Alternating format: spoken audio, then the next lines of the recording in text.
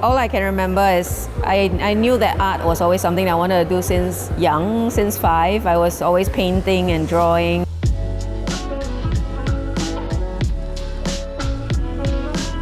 And every time I get to make something and create something, I knew that that was always where my life satisfaction would be.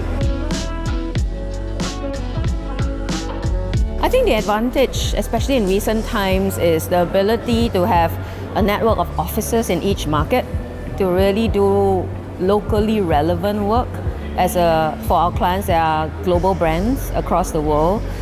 These days, we really cannot sit in one office and assume that you can make work for China. I can't sit in Singapore and think that I can make work for India. So I think that's the difference that I think the independent agencies will never have, especially if you don't have a network of offices to tap on. You can be very successful in your market alone, but it will be quite limiting in terms of trying to make work for the rest of the world, right?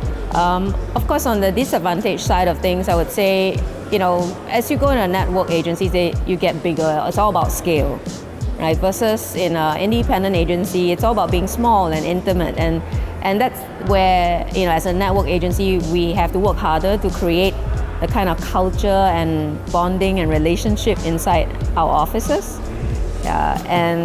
keep that closeness and tightness that indie agencies have. We are very unique in the sense that we human beings have a heart, right? And that's the part that does not exist in any robots or any tools or anything that in the world, in a way, can replace. So, when we think about what makes our work unique is the fact that we create work that evokes emotions. We create work that firstly inspired by emotions. Versus let's say today you have lots of tools that creates content and stuff like that, but it doesn't come from the heart. There's no heart in a machine. Because based on what we've seen so far in the tools, in the AI tools that are existing right now, it's still far from being really realistic.